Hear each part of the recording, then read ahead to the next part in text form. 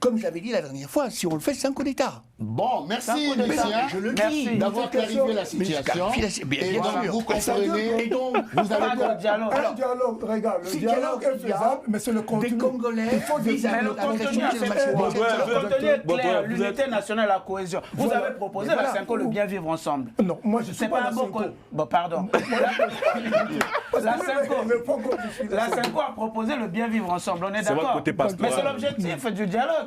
Quand le président parle de l'unité, la cohésion nationale, c'est l'objectif, c'est le bien vivre ensemble. Alors, d'où vient-il qu'on pose les questions électorales? Peut-être comme ça vient du président, c'est pas bien dit, je crois. Il fallait que ça vienne de la Cinco parce que c'est approuvé par le Rwanda. C'est ça ce que je vous dis. Alors, mais oui, En fait, ne serait-ce que faire en sorte que ces millions de Congolais à l'Est arrêtent de souffrir pendant 30 ans. Mon cher ami Armand Mavinga, vous avez votre place dans ce dialogue de la haute intelligence, mais à condition qu'on puisse résoudre la contradiction principale qui consiste à bouter hors du territoire national l'agresseur Kagame. Et le reste, maintenant ceux qui se sont pris à verser le sang des Congolais à l'Est, moi en tant qu'Africain, en tant qu'analyste, il faudrait que l'impunité cesse et qu'on crée un parquet anti-rébellion. Ces gens doivent être poursuivis. Très bien. Voilà. L'arrestation de la Cinco devient imminente. pas de dialogue. Ça, il n'y a pas besoin de dialogue. Non, devient une nécessité. Soyons sérieux, les amis. On n'a pas besoin d'un dialogue pour dire ou pour faire ce que vous souhaitez, à savoir un parquet. Pas besoin de dialogue. Le dialogue, j'avais dit, est mort-né. C'est vrai. Et même s'il doit y avoir dialogue, à mon avis, c'est avec des belligérants. Donc avec ceux qui occupent aujourd'hui le territoire. C'est ça, mais c'est le seul dialogue. Mais il n'y a pas de crise politique aujourd'hui qui nécessite un dialogue avec la révision des questions électorales. Moi, je pense qu'on devrait les envoyer sur le front, comme fait Ibrahim Traoré. Ben oui, exactement. Voilà.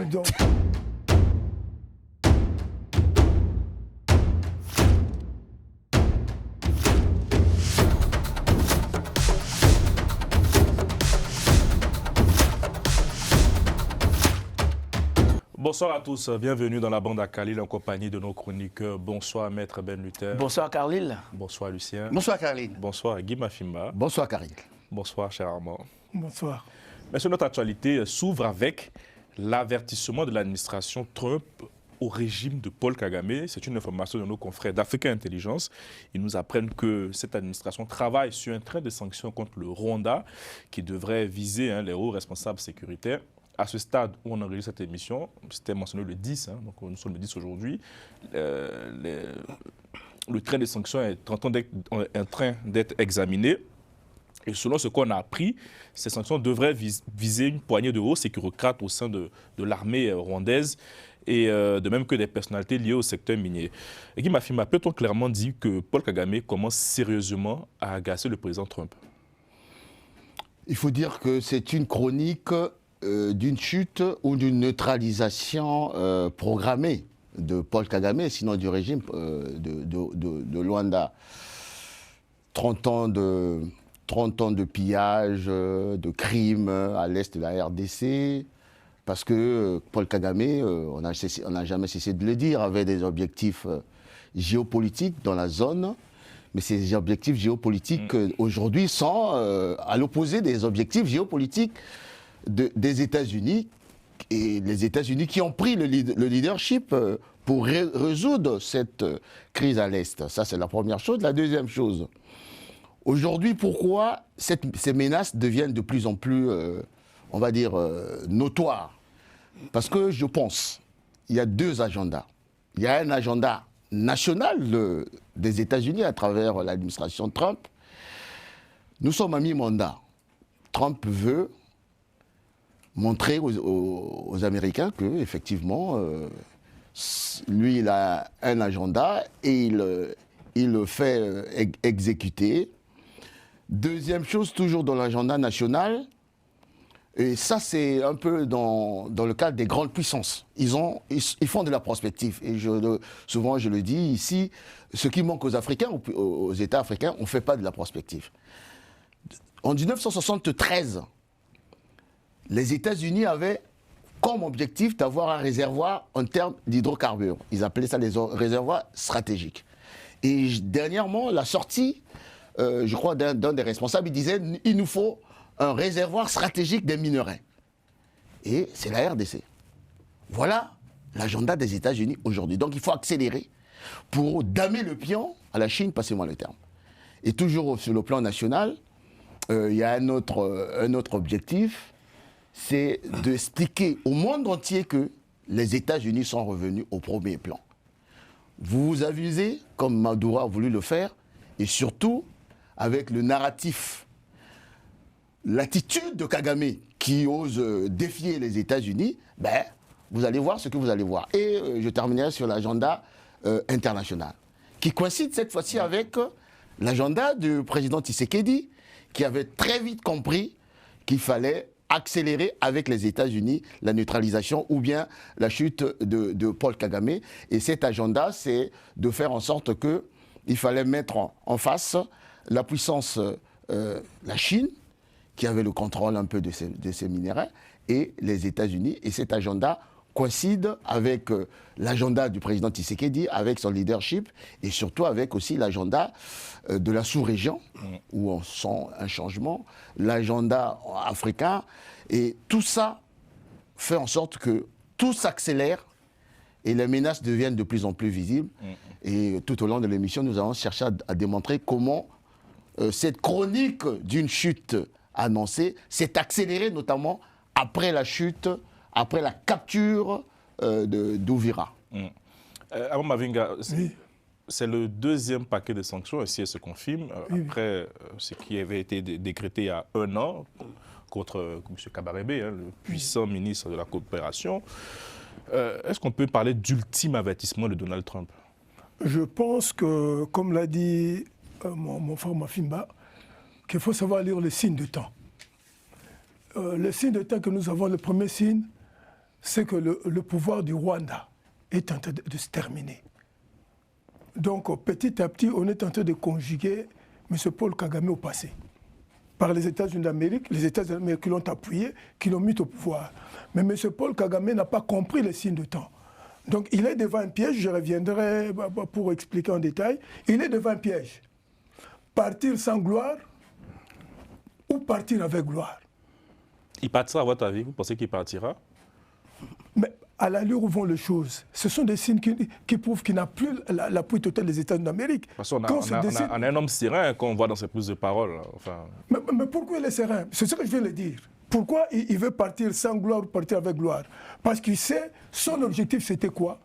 Un jour récupérer une partie du territoire, la République démocratique du Congo, et se revendiquer comme un grand leader du Rwanda, celui qui avait permis dans l'histoire au peuple rwandais de récupérer leur territoire, qui n'est pas leur territoire. Ça, c'est la première hypothèse. Deuxième hypothèse, il va échouer parce que là, on est en train, il est en train de partir peut-être dans un échec.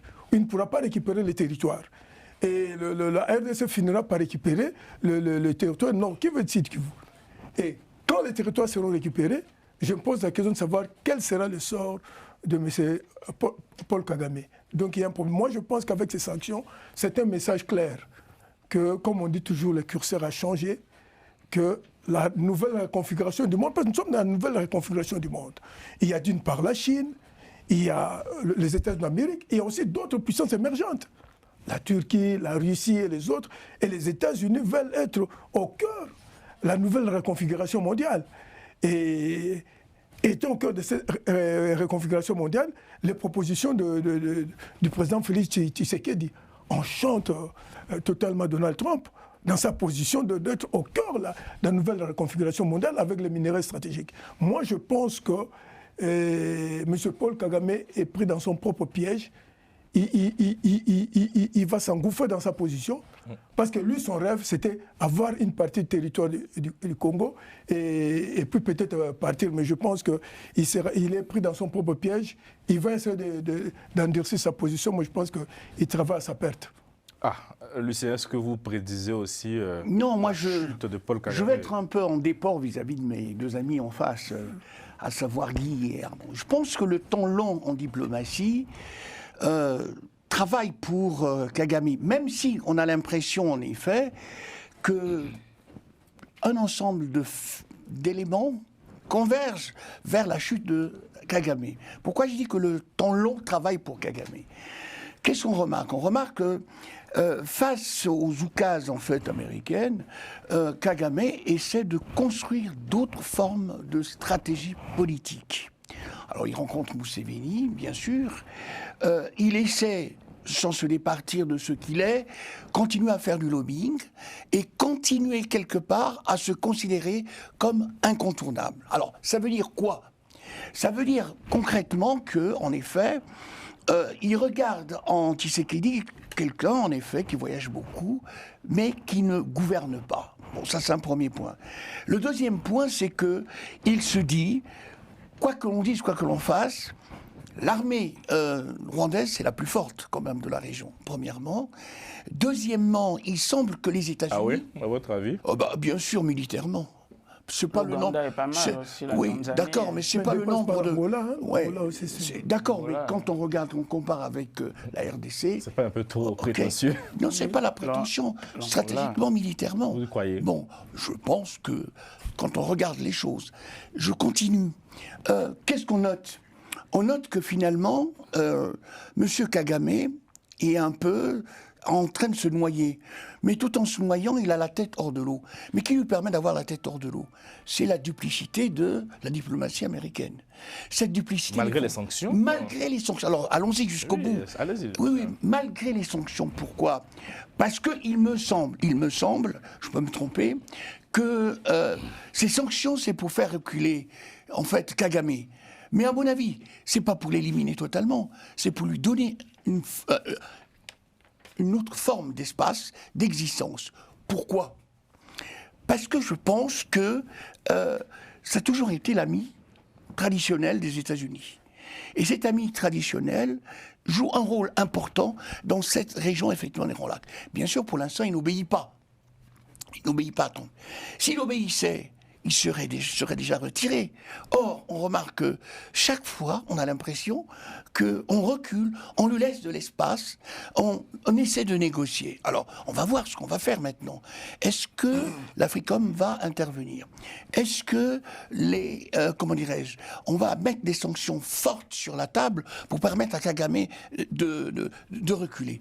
Je ne pense pas, parce que je pense que les États-Unis préservent les deux fers au feu, le fer RDC et le fer rwandais.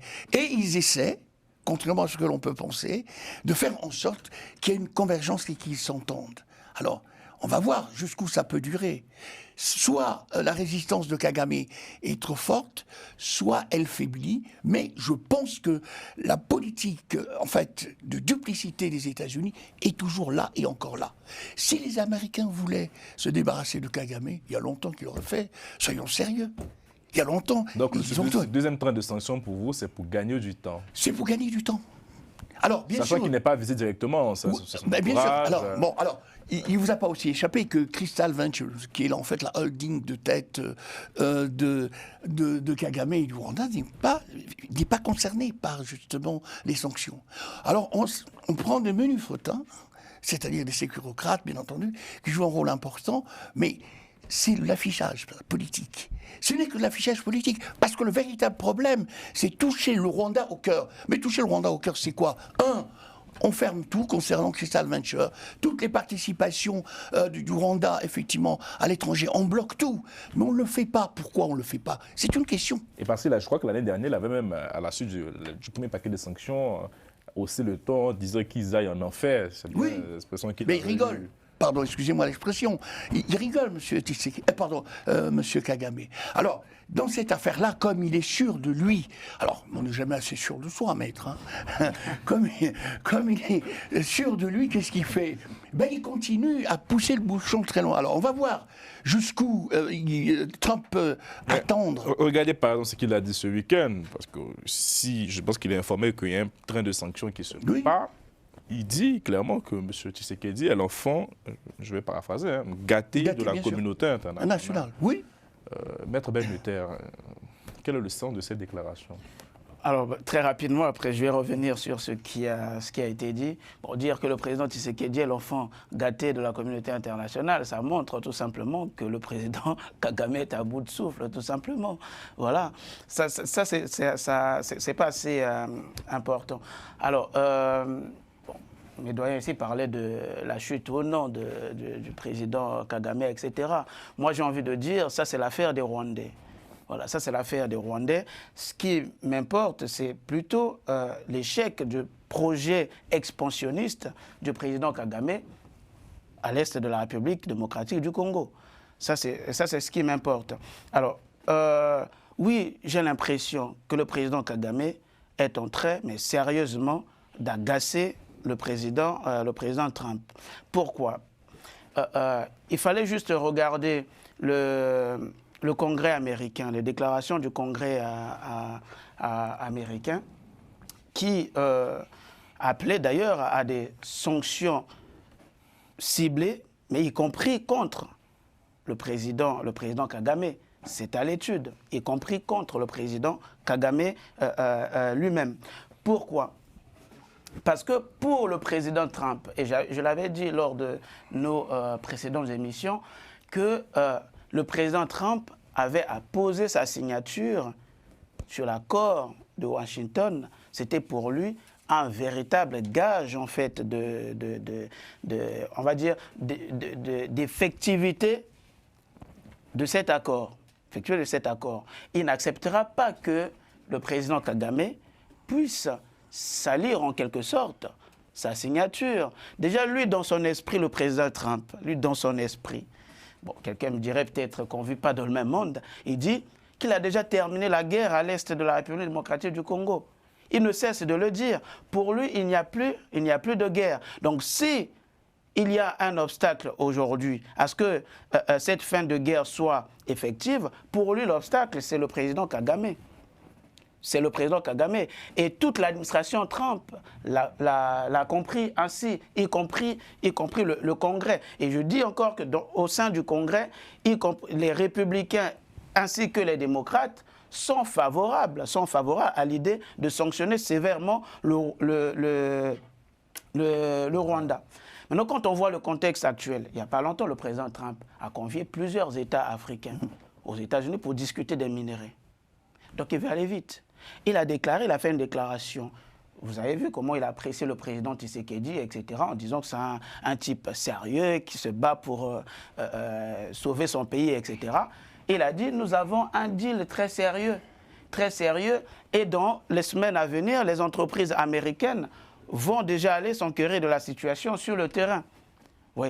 Donc, il est dans une logique de faire des affaires. L'obstacle, c'est le président Kagame, et je l'avais dit, de gré ou de force, le président Kagame va lâcher l'Est de la République démocratique du Congo. Bon, qu'on parle de sa chute ou pas, ça c'est le problème des Rwandais, s'ils veulent le conserver, ça c'est leur problème. Maintenant, le doyen parlait d'une espèce de duplicité dans l'approche américaine. Je ne pense pas. Je pense que la sûreté que dégage le président Kagame dans ses propos vient du fait que le président Kagame aujourd'hui est toujours soutenu, on va dire, peut-être implicitement par la France et l'Union européenne. La France et l'Union européenne, qui jusqu'ici, surtout la France, n'a pas encore sanctionné de manière effective le Rwanda. Je crois que c'est son seul espoir, mais ce n'est pas du fait des Américains. Le président Trump veut faire des affaires. Aujourd'hui, il y a un obstacle qui s'appelle Kagame. Donc Kagame doit dégager avec le M23 et l'AFC. Et vous avez dit qu'il a été voir le président Museveni. Bon, j'ai envie de les mettre dans le même sac. Mais il faut voir comment le président Museveni l'a reçu. Oui. Il ne lui a même pas serré la main. Oui, bien sûr. Vous avez vu, il n'a même pas serré la main pour dire que c'est à cause de toi nous avons des problèmes. Que j'ai des problèmes. Mieux, c'est anecdotique. Lorsque Nanga dit que nous collaborons aussi avec l'Ouganda, les Ougandais ont réagi instinctivement pour dire non. Voilà, c'est pas notre cas. C'est avec vos histoires avec Kagame, ça ne nous concerne pas. Exactement. Et ils se sont lavés les mains, comme on dit dans la Bible. Voilà. Nous ne connaissons pas. Et dans cette histoire de collaboration, il faut voir, quand je parlais du Congrès américain, cette déclaration avait été tenue devant le Congrès américain. Bon, Monseigneur Chollet disait que c'était l'intelligence artificielle. Encore la Cinco, c'est grave. C'était l'intelligence artificielle, etc. Bon, alors même que les protagonistes eux-mêmes reconnaissent une collaboration avec le Rwanda et voilà, mais la Cinco dit que c'est vous faites référence aux déclarations de l'ambassadrice. Hein, oui, bien sûr, l'ambassadrice qui a été relayée et même reconnue par l'État. Le président aussi a réagi. Le ministre des Affaires étrangères, Olivier Ndoguerere, et Nanga, ils ont reconnu cette collaboration. Mais pour la Cinco, c'était l'intelligence artificielle. Bon, je pense que la Cinco a besoin de délivrance. Je voudrais apporter une illustration pour être factuel, pour essayer d'aller à l'encontre de ce que dit Lucien. Des certitudes, sinon de la duplicité, pour montrer qu'il n'y a pas de duplicité. Mais surtout pour illustrer ce que j'appelais la chronique d'une chute ou d'une neutralisation programmée. Illustration, le dernier mois, je me suis amusé à noter, du 19 au 23 2026, janvier, on était à Davos. Le Davos hier, la star, c'était Paul Kagame, qui venait, c'était méga star. Davos, c'est quoi? C'est là où tous les grands se retrouvent pour faire du business, écarté. Il y a eu, après, toujours le 23 janvier 2026, l'audition de la sous-secrétaire d'État adjointe chargée de l'Afrique aux États-Unis pour évaluer les accords. Et qu'est-ce qui est sorti de là? Ils ont dit le Rwanda a violé l'accord, le retrait d'Uvira ne suffit pas. Toutes les options sont sur la table. Nous étions déjà en janvier. Et ils ont même souligné le fait que le deal entre les USA et la RDC, c'est un partenariat stratégique noir sur blanc. Oui, ça a été... Les démocrates et les républicains, pour la première fois. Le 23 janvier 2026, il faut lire cette déclaration, toujours de l'ambassadrice du Rwanda, qui va reconnaître que nous collaborons effectivement avec le FC23. Le 24 janvier 2026, qu'est-ce qui se passe? Félix Tshisekedi est à Paris, après Davos. Il arrive à Paris pour aller à l'encontre de l'Union européenne qui commence à prendre le chemin aussi de se détacher de Kagame. Macron qui sort le grand jeu, urgence humanitaire et tout.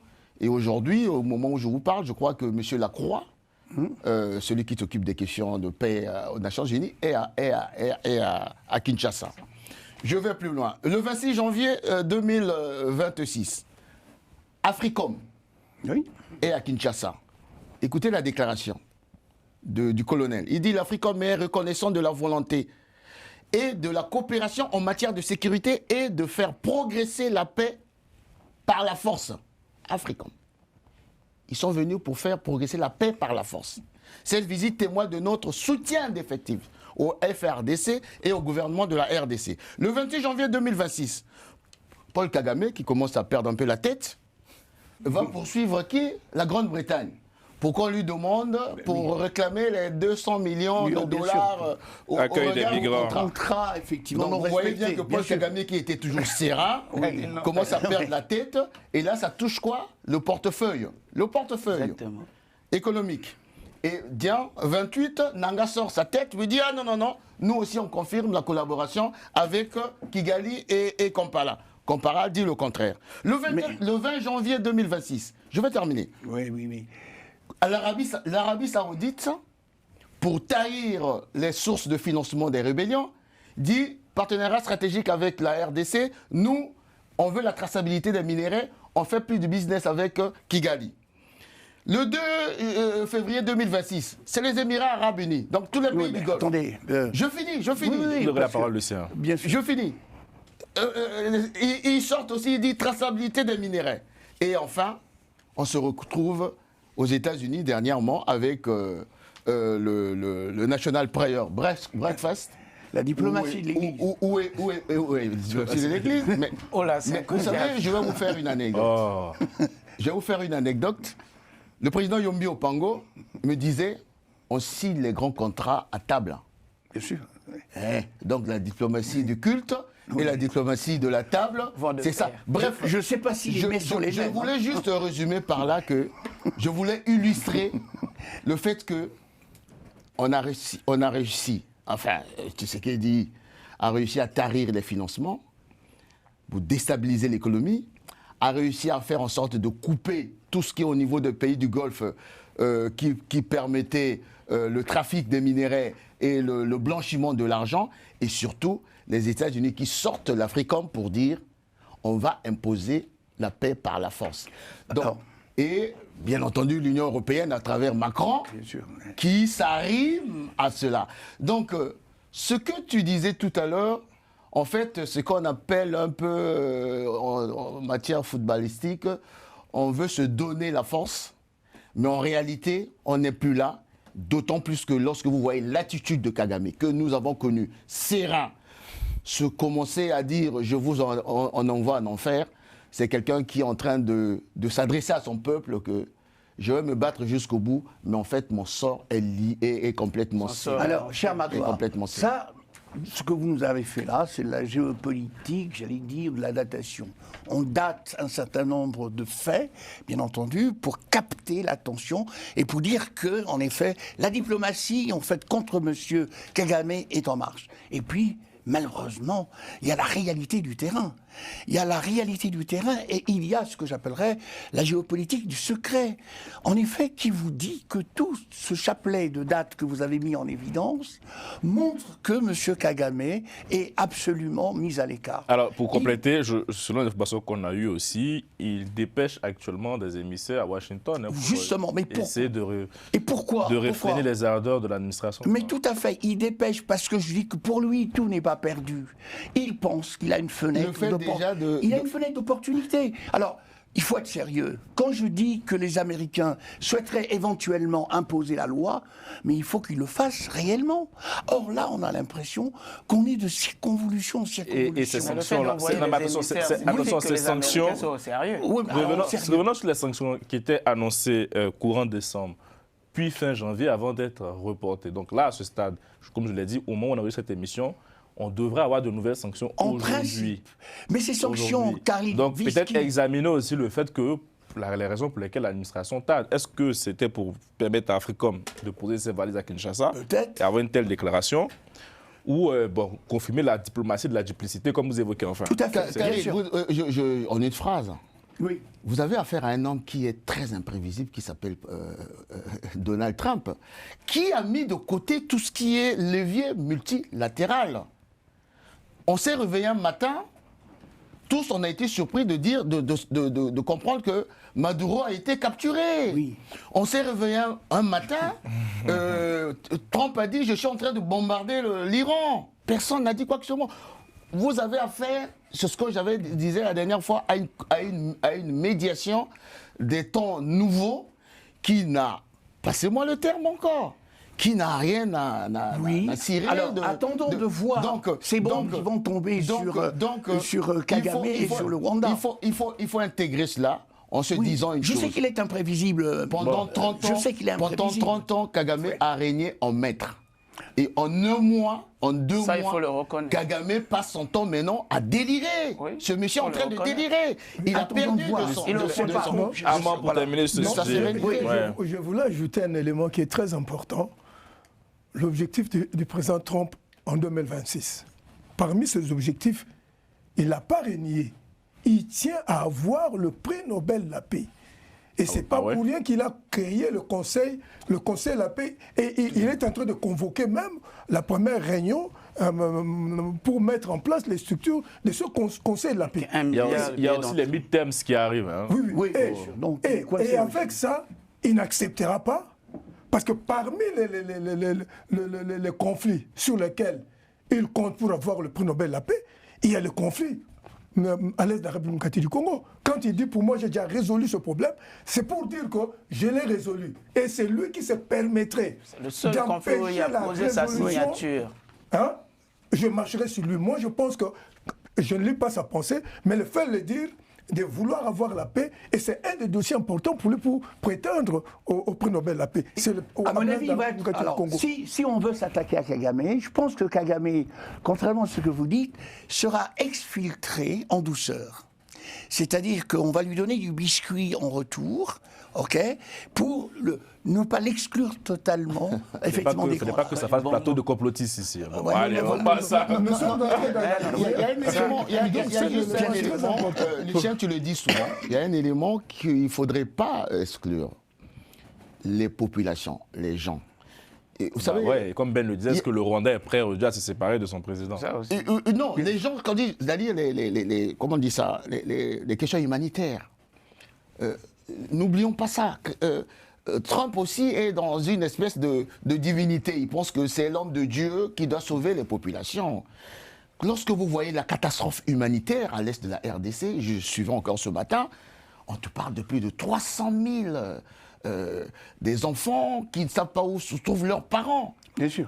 Et les rapports qui arrivent au niveau de l'administration Trump, lui qui est véritablement un homme de Dieu et autres, c'est pas pour rien qu'avec le braquage, comment on appelle ça, ce qui s'est passé là avec la démocratie du culte. Du culte, oui. On a parlé beaucoup plus des hommes. Et ils ont insisté sur le fait que plus de 12 millions de morts à l'est de la RDC, ça suffit. Donc c'est une dimension importante qui va accélérer, passez-moi le terme encore, la neutralisation de quelqu'un qui est en train de déstabiliser une région depuis 30 ans. Très rapide sur la question des sanctions pour terminer en une seconde.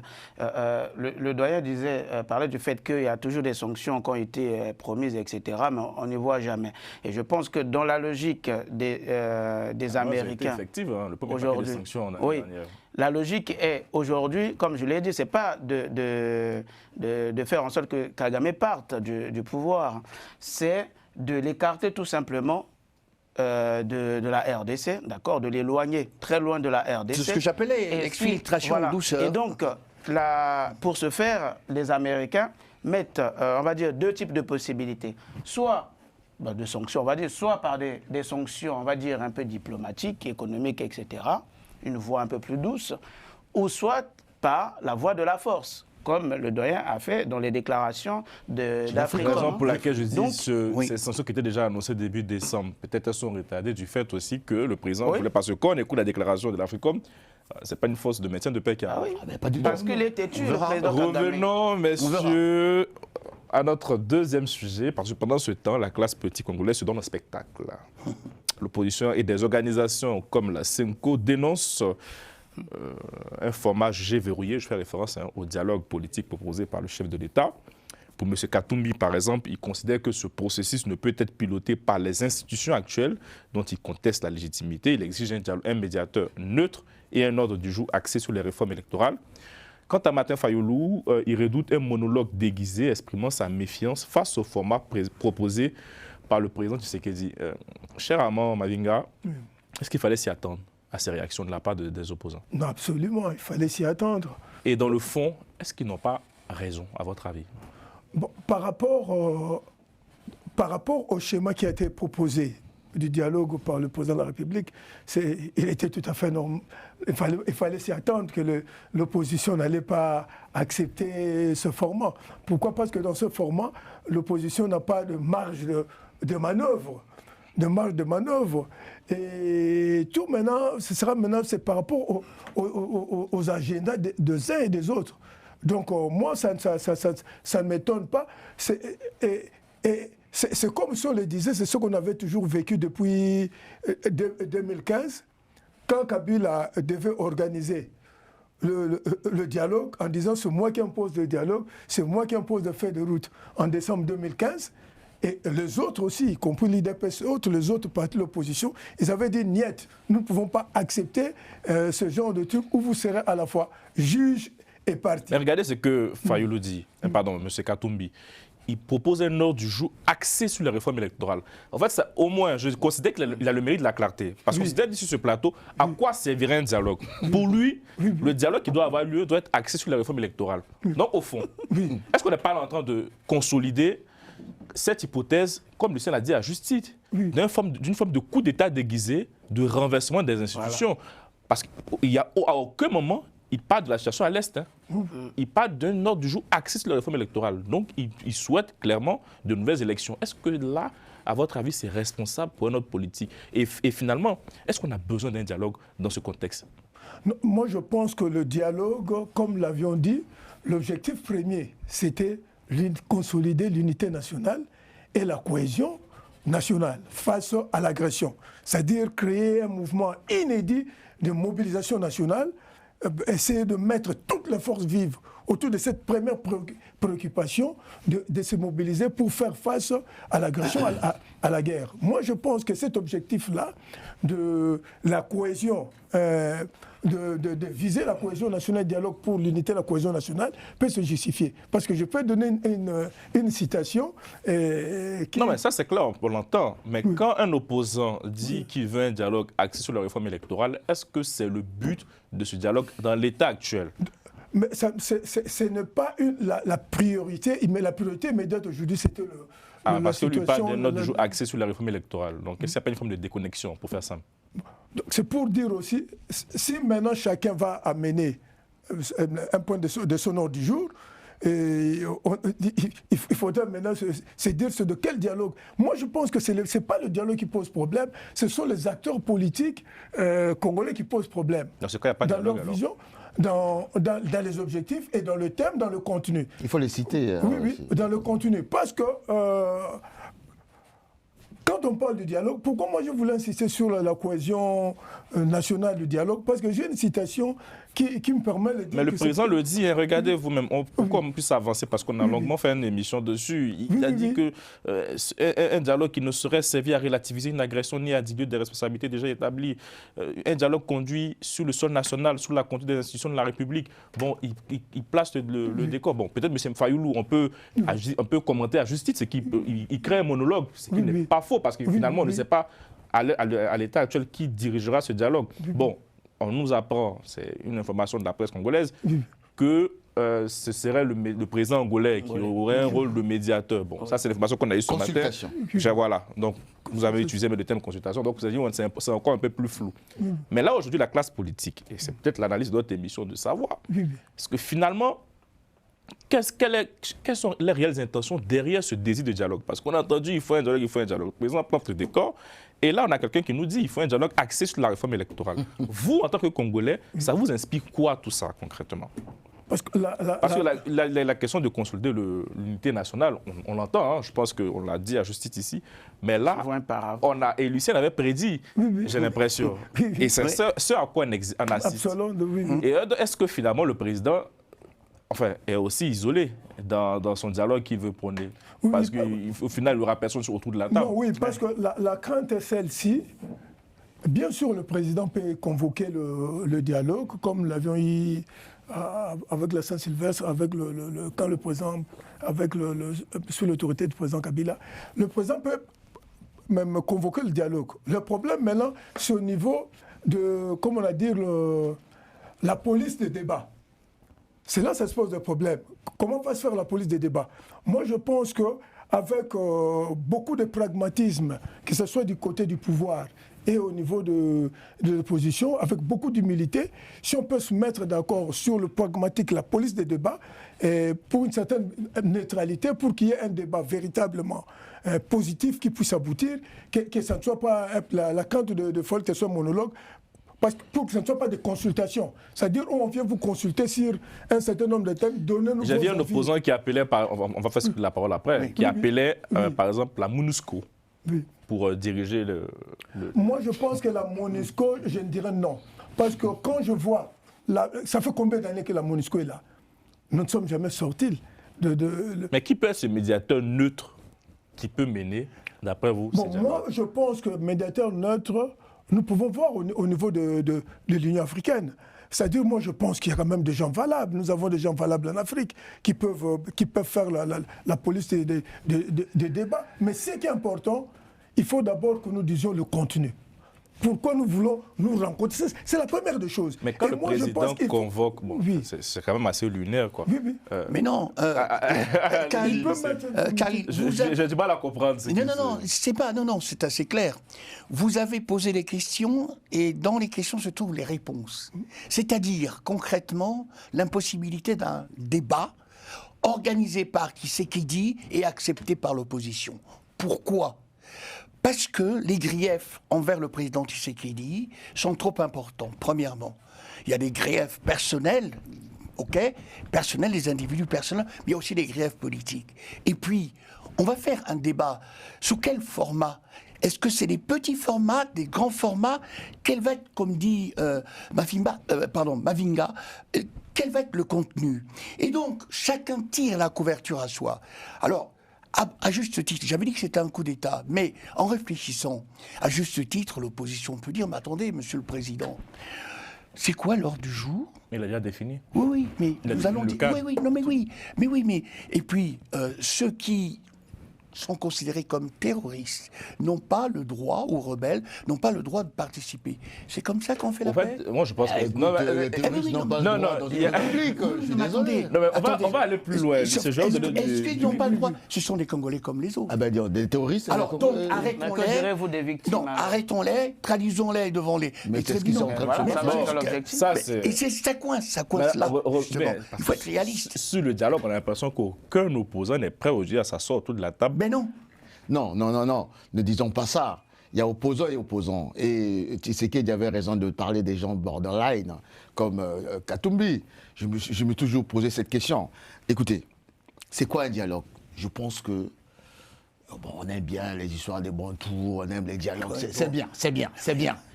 Quand on formalise, voilà, c'est bien, on aime ça. Bon. Mais quand on creuse un peu... Non. Moi, je pense que... nous théorisons à l'époque sur la contradiction principale et la contradiction secondaire. Et c'est là où il y a la duplicité du côté des opposants. Le concept de dialogue est sorti, la théorisation du dialogue est sortie quand il y a eu l'agression à l'Est. Parce que certains opposants estimaient que s'il y a eu agression de Kagame, c'est parce que, tout simplement, la gouvernance de Tshisekedi n'était pas bonne. Or, avec le temps, on s'est rendu compte que l'agression qui date de plus de 30 ans, Tshisekedi peut quitter aujourd'hui, Kagame va continuer, tu l'as dit tout à l'heure, ses ambitions hégémoniques et prédatrices. Donc ce n'était pas le problème de dialogue, c'était du fait que quand Tshisekedi change de paradigme, il dit « je dois combattre le père qui est Kagame de cette agression », il fallait maintenant qu'il y ait cette unité nationale. Donc pour moi, la motivation du dialogue lorsque l'agression a commencé n'avait plus de sens.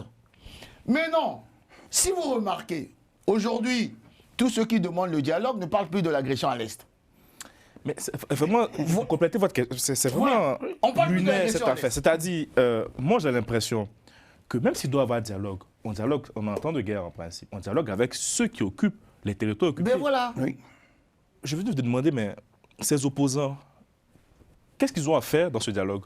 Et surtout, dans quel camp ils se situent s'il doit y avoir un dialogue ? Karim, tu as posé très bien la question.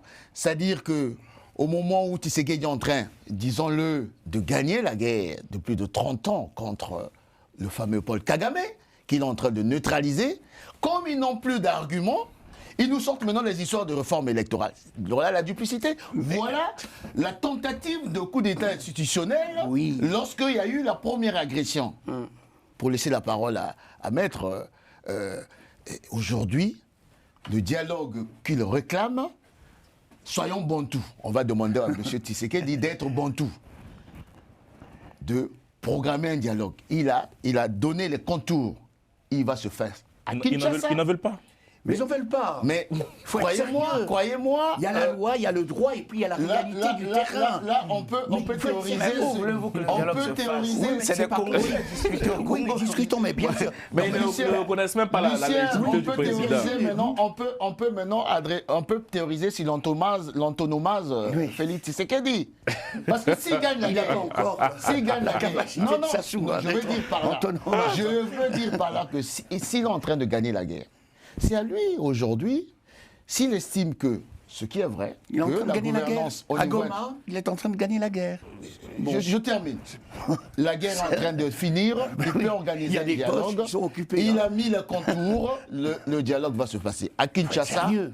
aujourd'hui, il y a des gens comme les Oché Kitundu, au niveau de l'opposition, il y a des gens sérieux. Je sais que mon ami Armand Mavinga est prêt à aller au dialogue. À Kinshasa, ils sont nombreux pour parler des questions de gouvernance, mais le temps et l'agenda sont au service de M. Tshisekedi. Et les autres, on en fait quoi? Ce sont des gens qui ont pris des armes Bah, il faut pour les combattre. Sauf qu'on ne les combat pas. Non, c'est on ça est le en train de les problème. combattre. Il y en a qui sont devant la justice. Et pendant ce temps, revenons Devant la sur justice. sur le rôle que peut... Parce que le président, il a fait un voyage à Rwanda. oui, Très décisif oui. aussi. Oui. Un voyage qui intervient aussi, alors que, il faut le dire, il y a le président burundais qui s'apprête à prendre la présidence de l'Union africaine. Les choses ont bougé, Il va- clairement. Exactement. Et au final, parce que je pense que d'ici la fin du premier semestre, il faudra aller à un dialogue. Oui.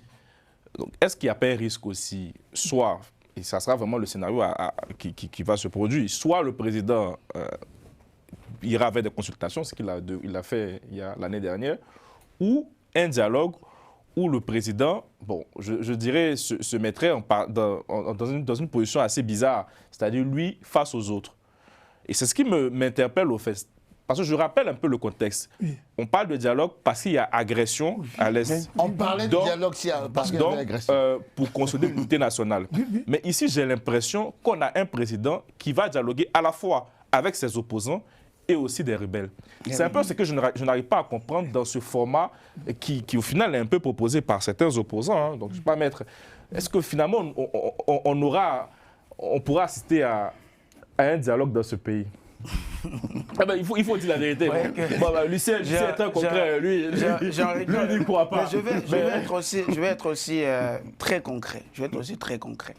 Car vous savez que même le motif de l'unité nationale pour pouvoir... En cohésion aussi. L'unité nationale, la cohésion nationale, etc., pour pouvoir aboutir sur un dialogue, pour moi, c'est un paravent. C'est un paravent de ses opposants. Pourquoi? Parce qu'ils ont compris, et le Doyen l'a bien dit, que le président Tshisekedi d'aujourd'hui est en position de force. Il est en position de force, il réalise ce qu'aucun autre président n'a réalisé. Donc il est en position de force. Maintenant, ça veut dire que ces opposants-là, les Katumbi et autres, vous avez signé, aujourd'hui ce sont des brûlés politiques. Donc qui veulent exister politiquement, qui veulent avoir un avenir politique qu'à travers ce dialogue. La réalité est celle-là. C'est pour ça qu'ils parlent de la réforme électorale, etc. C'est comme si c'était ça le problème. Oui, c'est pas ça le problème. La réforme électorale, ça a quoi à voir avec l'unité nationale, la cohésion? Et surtout, par exemple, il faut être concret. Si les États-Unis dégagent M. Nanga et ses amis à l'Est, est-ce qu'on pourra encore parler de dialogue? C'est une très bonne question. Bonne remarque. Et Carly, Ce sera la volonté de... à travers tout ça, qu'est-ce qu'on comprend? Parce qu'au final, c'est lui le maître des horloges. C'est clair. Qu'est-ce qu'on comprend à partir de... Vous savez, Jean-François Bayard disait que l'État en Afrique, c'est la politique du ventre. Et je pense que ces opposants auxquels vous faites allusion sont là pour satisfaire, tout simplement, cherchent leur intérêt, leur avenir politique, comme je l'ai dit. Et l'objectif, c'est quoi? Vous allez voir. On va faire un cas pratique, simple. La CENCO a proposé un dialogue, d'accord? Tous les opposants, y compris Kagame au Rwanda, étaient d'accord pour le dialogue de la CENCO. Tout le monde était d'accord. Tous les opposants étaient d'accord pour le dialogue de la CENCO. Aucun opposant ne s'est levé pour dire non, on ne veut pas de ce dialogue. Tout le monde était d'accord. Ok, très bien. Maintenant, vous avez fait appel au dialogue. Le président vous a entendu. Il veut maintenant organiser un dialogue inclusif, sauf avec les rebelles, etc. Vous dites encore, il n'est pas inclusif, non, hein. on ne veut pas de ce dialogue-là, etc. Inclusif. Vous savez pourquoi il ne veut pas de ce dialogue? Il exclut. Oui, il exclut qui? Il exclut. Je reprends ce que Maître disait. En fait, il disait inclusif, mais il n'est pas inclusif. Il est exclusif. Je vais y revenir. Vous savez pourquoi il boycotte, ou en tout cas il tente de boycotter le dialogue proposé par le président de la République? Parce que le président a dit que ce ne serait pas un dialogue pour contester la légitimité des institutions issues du suffrage universel. Or, le dialogue proposé par la SENCO avait un objectif implicite. L'objectif implicite, c'était quoi? C'est d'aboutir vers une transition. Non. Sans Tshisekedi. Non, il faut que je Non, mais laissez-moi avancer, vous allez réagir. Vous allez réagir. C'est quoi le but du dialogue? Mais alors, c'était quoi le but du dialogue de la SENCO? Non, je pense que la feuille de route de la SENCO, qui a été même proposée au président Félix, et le président Félix avait fait des remarques en disant qu'il faut associer les autres plateformes. Mais ce n'était pas pour faire un coup d'État. C'était bon, mais j'explique, c'était pas pour faire un coup d'État. Oui, mais quand on voit la position de la SENCO, ils sont dans une position de l'unité nationale. Qu'ils sortent des arguments. Allez-y, après je vais réagir, parce que vous m'avez coupé la parole. C'est pour dire que c'était pas pour faire un coup d'État. Non, je n'ai pas dit un coup d'État. La feuille de route, on l'avait examinée, on a eu à l'examiner. C'était pour aboutir à une transition. C'était pour aboutir à une transition. Vous nous avez appelé ici sur ce plateau à une transition, vous le savez, 2028. Non, ils n'ont pas parlé de transition. Moi, je ne suis pas la SENCO, la SENCO n'a pas parlé de transition. Et ils parlaient d'un pacte social. J'ai dit objectif implicite. Et c'était le pacte social pour le bien vivre ensemble, consolider le bien vivre ensemble. C'était le très Oh, vraiment. Je comprends. Est-ce que je peux réagir sur le bien vivre ensemble? Je ne prends pas position pour la SENCO, j'explique ce qui était dit. Oui, mais laissez-moi alors continuer. Laissez-moi continuer. Quel contenu tu mets? Non, mais attendez. Ce qui est assez intéressant encore, et il faut le pointer du doigt sur ce plateau, c'est-à-dire, vous le dites à justice. Moi, je voulais surtout souligner. Mais attention, le bien vivre ensemble, c'est-à-dire. M'arracher ma parole. Non, mais vous aurez la parole. On revient encore au débat de la contradiction principale, la contradiction secondaire. C'est-à-dire, il y a des gens dans ce pays qui pensent que ce qui se passe à l'est de la RDC, c'est une guerre congolo-congolaise. Comme non, la SENCO. Non, tu as résumé la situation. Si, toujours dit. Moi, je l'ai toujours dit. C'est le terrorisme camouflé. Bien sûr. Pas pacte social pour bien vivre avec le Rwanda. Le bien vivre ensemble. Ben oui. Le bien vivre ensemble. C'est le terrorisme. C'est qu'on demandera aux évêques ukrainiens de faire un pacte social aussi pour bien vivre avec la Russie dans ces territoires. Bien sûr. C'est une guerre d'agression ou pas? Pour moi, c'est le terrorisme camouflé. Non, c'est l'agression, mais sous forme terroriste. Bon, écoutez, doyen. Oh non. Que la SENCO a proposé. C'est ridicule. J'ai mal pour le Kivu. Ils utilisent des méthodes terroristes. Non, c'est terrible. Pour moi, ces arguments évoqués par l'opposition, à mon avis, sont en décalage avec ce qui se joue. C'est une agression, ce sont des États terroristes. Affichez votre position assez clairement. Maître a dit quelque chose d'intéressant. Vous m'avez arraché la parole. Moi, je ne défends pas la SENCO. Maître vient de sortir quelque chose de clair. Pour moi, nous faisons face à une agression. Parce que, non mais attendez, au-delà de l'aspect du bien vivre ensemble, Lucien, sur quoi débouchera ce dialogue? Sur rien. Non. La difficulté. Il fallait me laisser aller au bout de mon raisonnement. Mais sur rien, pourquoi? Parce que les agendas des uns des autres ne sont pas les mêmes. Les agendas de la classe politique. Donc, ça veut dire que le dialogue n'est pas une nécessité. On va aller vers ça. Et pourquoi l'a-t-il C'est là où je voulais en venir. Le président Tshisekedi. Il a organisé. Il propose, il répond à l'appel. L'opposition, la même opposition qui boycotte, c'est cette opposition qui a appelé au dialogue. On est bien d'accord. En s'appuyant sur le papier de la SENCO. On est d'accord. Sur le bien vivre ensemble. Voilà. Parler du bien vivre ensemble. Mais d'autres aussi ont fait proposition. Est-ce qu'à un moment donné dans ce pays, donné dans ce pays, les hommes politiques peuvent faire un sursaut national, c'est-à-dire mettre de côté leurs intérêts, Non, ils veulent réformer le système électoral. Le système électoral a quoi comme problème? Non, c'est pas le démission. Que le dialogue fait. Ils veulent mettre Tshisekedi dehors. Avec la complicité de la SENCO. Alors, ne me faites pas dire ce que ils veulent mettre la classe politique, veut mettre Tshisekedi dehors. Bon, or Tshisekedi a été élu. Et donc, à juste titre, comme j'avais dit la dernière fois, si on le fait, c'est un coup d'État. Bon, merci Lucien d'avoir clarifié la situation. Et donc, vous comprenez. Et donc, vous avez un dialogue, regarde, le dialogue est faisable, mais c'est le contenu. Des Congolais, le contenu est clair, l'unité nationale, la cohésion. Vous avez proposé la SENCO, le bien vivre ensemble. Non, moi je suis pas la SENCO. Bon, pardon. La SENCO a proposé le bien vivre ensemble, on est d'accord. Mais c'est l'objectif du dialogue. dialogue. Quand le président parle de l'unité et la cohésion nationale, c'est l'objectif, c'est le bien vivre ensemble. Alors, d'où vient-il qu'on pose des questions électorales? Peut-être comme ça vient du président, c'est pas bien dit, je crois. Il fallait que ça vienne de la 5 ans parce que c'est approuvé par le Rwanda. C'est ça ce que je vous dis. Alors, mais oui. C'est le poisson. En fait, il y a deux agendas. Il y a l'agenda du camp de la patrie qu'incarne... non. Camp de la patrie. Quand je dis camp de la patrie, c'est-à-dire celui qui a la légitimité, c'est Félix Tshisekedi. Fatih. Moi, je pense que... Et il y a un autre agenda des politiciens borderline qui changent de motivation au gré du vent et au gré des humeurs de Paul Kagame. Ce sont des proxys de Paul Kagame qui ont voulu continuer à pérenniser la balkanisation, la prédation de l'Est. Et le leadership de Félix Tshisekedi vient d'arrêter net cela et à eux, soit de s'insérer dans la République pour construire et ne serait-ce que faire en sorte que ces millions de Congolais à l'Est arrêtent de souffrir pendant 30 ans.